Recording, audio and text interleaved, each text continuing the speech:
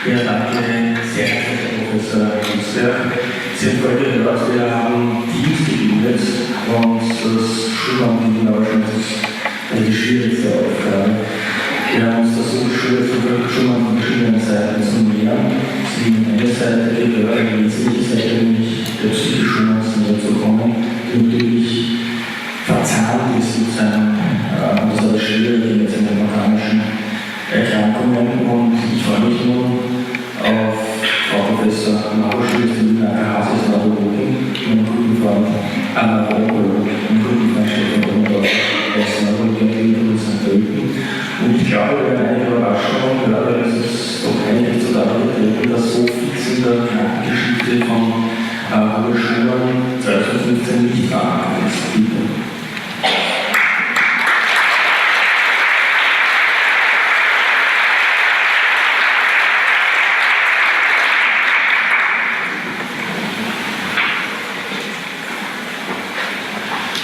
Wie Sie schon gehört haben, war Robert Schumann kein Künstler, der zeitlebens sich schon an seinen Erfolg freuen konnte, und es war weder ihm noch seiner Familie gegönnt, vorauszusehen, welche hervorragende Stellung er in der Musik heute einnehmen würde und dass man 100 Jahre nach seinem Tod seine Werke noch spielt. Das konnte er nicht vorhersehen.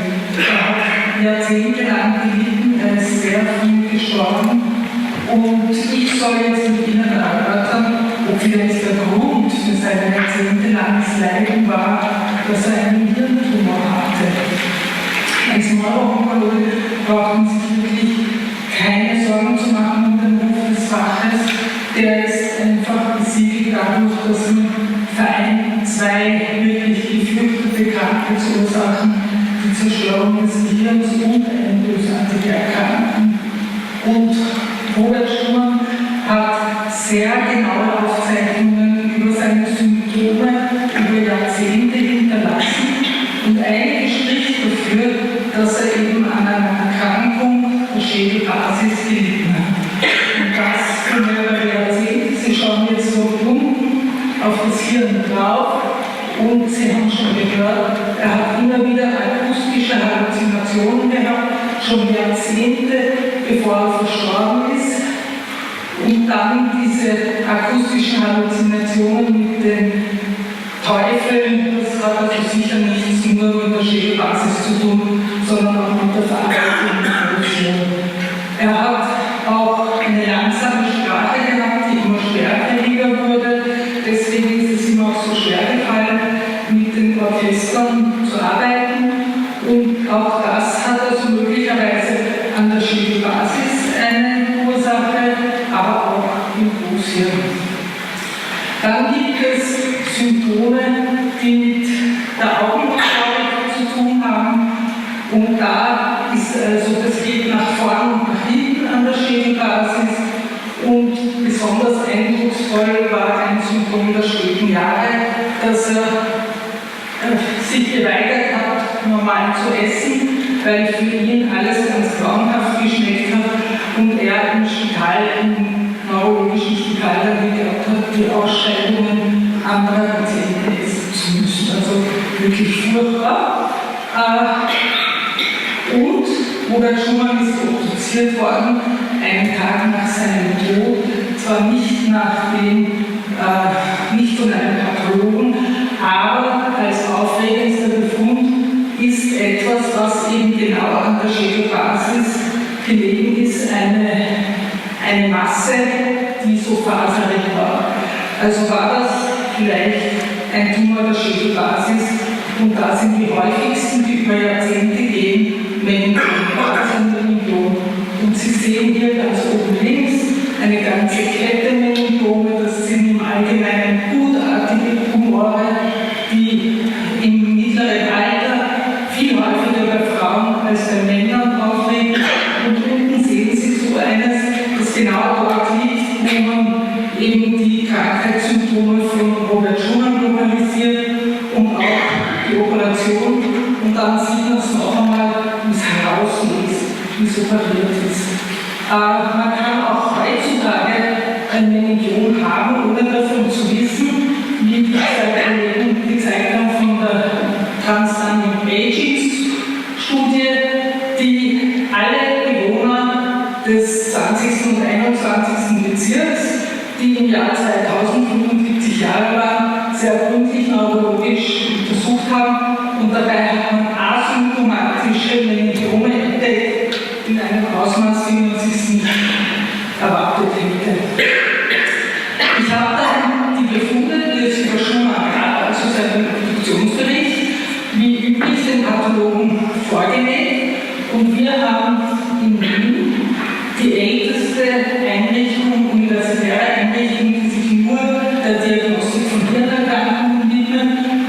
sehen, das war ein Norden 1900 das Institut. Es sind ungefähr gleich viele Köpfe wie jetzt im modernen Institut, nur man durfte aus den historischen Räumlichkeiten inzwischen umziehen. Und Sie sehen hier die Lapidare Diagnose, die mir der Kollege von der Neuropathologie geschickt hat, also dass es für ihn am ehesten eine infektiöse Ursache war und das Jeningdom, das steht hier gar nicht, das kommt nämlich so weit unten, dass er es gar nicht in Betracht gezogen hat. Also ich habe mich wie in allen Fällen, außer wenn ich gute Gründe habe, an die Meinung des Pathologen gehalten und sehe also das so, dass Robert Schumann höchstwahrscheinlich nicht an einem Meningdom gelitten hat. Das würde auch nicht einen so schlimmen Verlauf nehmen, diese eine Krankheit, und man stirbt auch nicht daran. Und heutzutage ist es so, dass Patienten mit Meningdomen auch in sehr schwierigen Lokalisationen in der Regel durch eine Operation geholfen werden kann, und wenn das nicht ausreicht, dann durch Gamma-Knife oder durch Bestrahlung. Und die wenigen, wo das nicht hilft, die müssen dann nicht kennenlernen und Medikamente bekommen. Aber die Symptome sind auf jeden Fall behandelbar und gut zu bessern.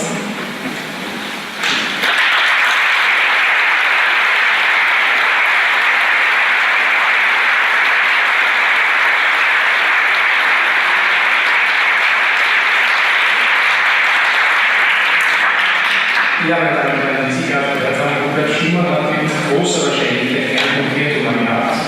Was mir also bleibt, ist Ihnen die neurologische Sichtweise auf die Person Robert Schumann oder besser den Patienten Robert Schumann darzustellen. Wir Neurologen beschäftigen uns ja bekannterweise mit dem menschlichen Nervensystem, im Speziellen mit dem Gehirn. Das Gehirn beeindruckt die meisten Menschen weniger durch sein Aussehen, aber vielmehr durch seine enorme Komplexität. Wir füllen nur an die 100 Milliarden Nervenzellen mit unzähligen Verbindungen in sogenannten Synapsen, die uns das Bewusstsein ermöglichen und alle höheren geistigen Funktionen wie Lernen, Lesen, Schreiben, Intuition, Abstraktion, aber auch die Kreativität. Von unserer neurologischen Seite jetzt betrachten wir das Nervensystem von Robert Schumann, und da fällt auch einem Neurologen sein musikalisches Genius auf und vielleicht auch seine dichterische Begabung. Was uns aber auch auffällt, das sind einige Symptome, die man unter Umständen auch medizinischen Diagnosen zuführen kann. Der erste Symptomkomplex, der immer wiederkehrend ist während seiner Hauptschaffensperiode zwischen 30 und 54, das sind die ersten, oder beschreibt Symptome der Melancholie, also der nervösen Erschöpfung, meist ausgelöst durch biografische Ereignisse, wie zum Beispiel Verlust von Angehörigen oder Arbeitskollegen bzw. berufliche Misserfolge, wie wir schon gehört haben. Ein weiteres Symptom, das immer wieder gefehlt hat, das waren Ohrgeräusche, Singen und Pausen. Die berühmte Lähmung der rechten Hand, die seine geplante Karriere als Virtuose abrupt beendet hat, auch sicherlich unter Panikattacken und ständigen Stimmungsschwankungen, getrieben zwischen Euphorie, zwischen Depression, zwischen Introvertiertheit, aber auch Extrovertiertheit. Er hat diesen Stimmungsdrang auch angegeben, nämlich Eusebius und Florestan, in seinen Kompositionen, in seinen Musikkritiken. Diese Symptome haben immer weiter gequält und zu seinem Lebensende haben sich diese Symptome verstärkt, was auch wahrscheinlich zu seinem Suizidversuch 1854 geführt hat, woraufhin er in diese Nervenheilanstalt Bonn schon erwähnt eingeliefert wurde. Dort ist sehr genau berichtet, dass Robert Schumann unter Wahnideen litt, vor allem Verfolgungswahn oder Vergiftungswahn, was ein zunehmendes Abmalen noch bewirkt hat. Er hat außerdem unter Aggressionsdurchbrüchen gelitten, vor allem Pflegepersonal gegenüber, eine zunehmende Sprechstörung, Pupillenstörungen, vielleicht auch epileptische Anfälle, aber jedenfalls einen zunehmenden Verlust seiner persönlichen Struktur. Nichtsdestotrotz, trotz dieser vielen Symptome hat es Robert schon nicht abgehalten, auch in den 50er Jahren noch in seiner komplexesten Komposition Opus 4 fertigzustellen, zu bearbeiten und auch viele Experten sagen, seine letzte Komposition zu bedenken, die berühmten Geistervariationen, die möglicherweise auch unter dem Einfluss von seinen akustischen Halluzinationen standen. Was waren also die Ursachen für die Symptome von Robert Schumann? Ein Hauptverdächtiger ist dieses spiralartige Bakterium, das Sie hier sehen, sogenannte Mycobacterium tuberculosis. Tetanus, Verzeihung. Das ist der Erreger der kleinen Syphilis. Es macht nur die Hauterscheinungen, macht auch Gesichtsveränderungen, wie hier in diesem Gemälde von Rembrandt, wie so ein Künstlervolumen in Südwien dargestellt hat, gut zu sehen ist. Robert Schumann hat bewegt das eine und das andere eigentlich jetzt von der medizinischen Seite betrachtet. Der zweite Hauptverdächtige ist das stäbchelartige Bakterium, Mycobacterium tuberculosis. Die Erreger der Tuberkulose ebenfalls sehr weit verbreitet zu Zeiten Schumanns, eine chronisch verlaufende Erkrankung. Und wie Sie jetzt in diesem Gemälde von Christopher Rocher sehen, der sich selbst porträtiert hat und die Umstände sehr gut dokumentiert hat, eine Erkrankung, die Menschen im niedrigen sozioökonomischen Milieu der Mangel vor allem trifft. Diese Kurve soll nur zeigen, dass zu Beginn des 19. Jahrhunderts die Sterblichkeit von Tuberkulose sehr hoch war. Und was auch für diese Theorie spricht, dass viele Familienmitglieder von Schumann an Tuberkulose erkrankt waren.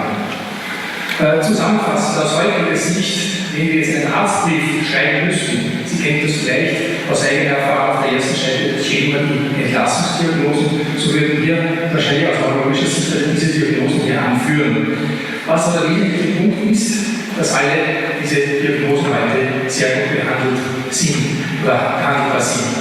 Was dazu führt, dass Robert Schumann natürlich jetzt retrospektiv betrachtet ein sehr frühes Opfer in 46 Jahren seiner zeitgenössischer medizinischer Anbedingungen geworden war.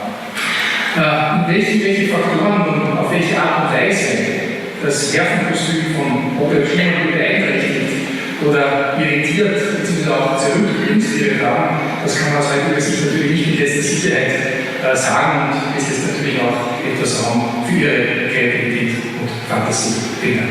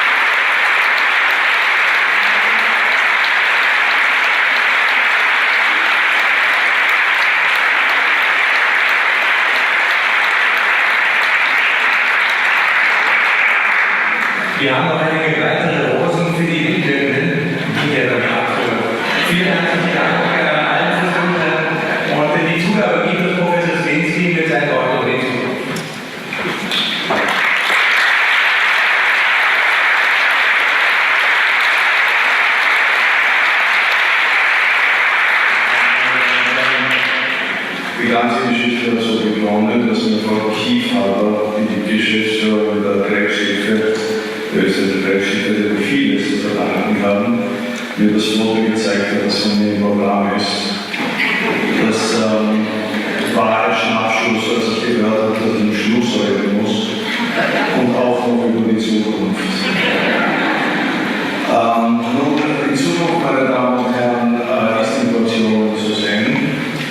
Wenn wir den zweiten Satz des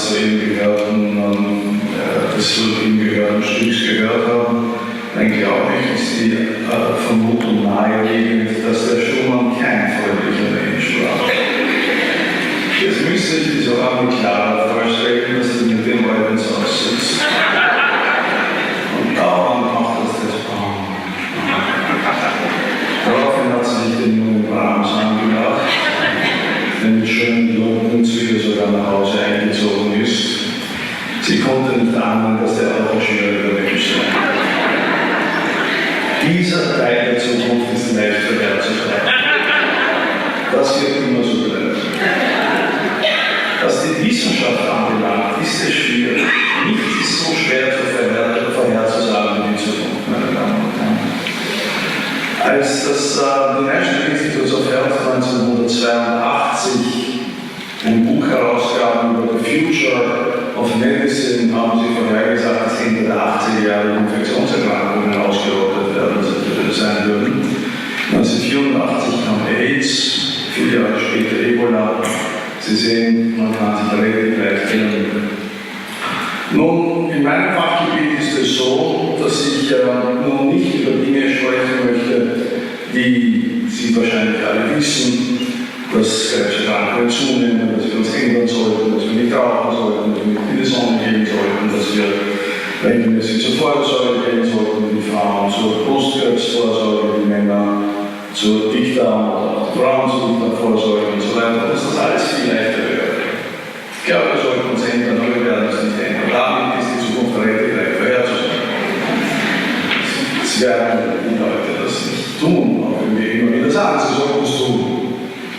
Aber die Medizin wird sich ändern. Die Medizin wird sich ändern, auch wenn wir Naturwissenschaften und ähnliche weitergekommen sind wir zivilisatorisch nicht, denn wir alle würden gerne unseren verhassten Kollegen auch so wie Rembrandt wie den Syphilitiker oben malen und dann vielleicht aufs Festgestellt. Aber Naturwissenschaftler werden der Beste. Naturwissenschaftler sind die viel besser geworden. Sie haben gehört, was alles heute bei Schumann möglich wäre.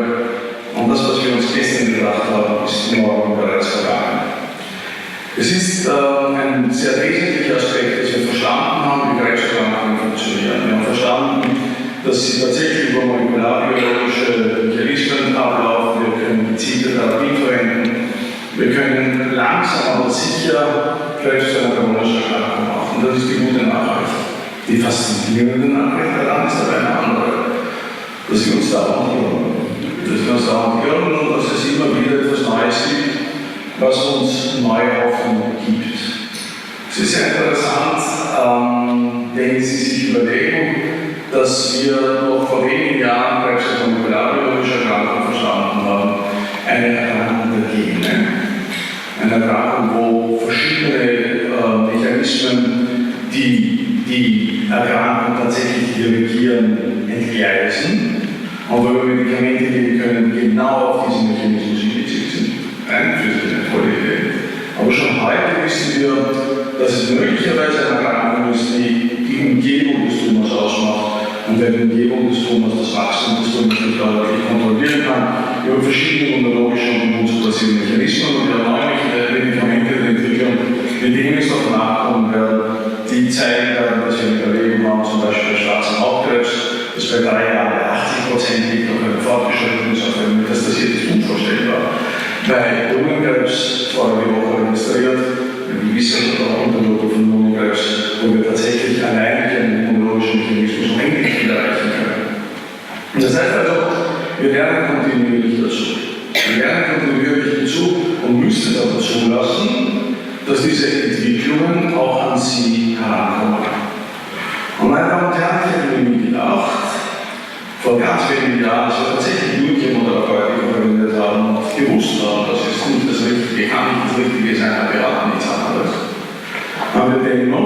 verstanden, dass wir etwas Neues entwickeln müssen. Und wir haben es entwickelt. Wir haben es entwickelt in Kooperation mit sehr, sehr vielen verschiedenen pharmazeutischen, pharmakologischen Untersuchungen. Wir haben Leben verlängert, wir haben Lebenssituationen verlängert, wo wir uns nie gedacht hätten, dass das möglich ist, aber wir stoßen an die finanzielle Machbarkeit. Wer hätte sich das jemals gedacht? Wer hätte es jemals gedacht in den 80er Jahren, die Älteren von Ihnen werden sich daran erinnern, dass jemand zu Ihnen gesagt hätte, in 40 Jahren werden wir bereits eine Branche machen können, aber die Gesellschaft wird es sich nicht mehr leisten können, das zu zahlen. Damals hätten sie gesagt, das ist entweder ein Irrer oder ein Staatsseher. Weder noch stimmt, heute wissen wir, dass es so ist. Die Gesellschaft, meine Damen und Herren, wird das zu tragen haben. Wenn sie sich nicht entsolidarisieren möchte. Wenn sie nicht entsolidarisieren möchte mit dem Plan auf der einen Seite, aber auch mit dem Gesunden auf der anderen Seite, denn schon morgen, glauben Sie mir, ich habe genug Erlebnisse in dieser Hinsicht gehabt, wo ich vorgestern mit jemandem beim Abendessen gesessen bin und schon übermorgen mein Telefon geläutet hat und derjenige gesagt hat, zufälligerweise haben wir uns vorgestern getroffen, aber ich bräuchte Sie. Schon morgen sind wir alle, so wie wir sind, Patienten. Und da hoffen wir auf die Unterstützung der Gesellschaft. Und meine Damen und Herren, das, was ich vorhin gemeint habe, der zivilisatorische Fortschritt, hat nicht stattgefunden. Wir werden diese Menschen, wenn wir uns nicht sehr an den Werk reißen, werden wir diese Menschen allein lassen. Und das ist falsch. Wir müssen als Gesellschaft solidarisch werden. Gerade mit den anderen, mit den Kranken und denjenigen, die es brauchen. Sonst brauchen wir nicht mehr an irgendwelche Werte der Gesellschaft festzuhalten. Sonst haben wir uns aber schon geführt. Meine Damen und Herren, wissenschaftlicher Fortschritt ist verbunden mit gesellschaftlicher Akzeptanz. Wenn es diese gesellschaftliche Akzeptanz nicht gibt, braucht der wissenschaftliche Fortschritt gar nicht stattfinden, denn dann ist er für nichts gewesen. Danke.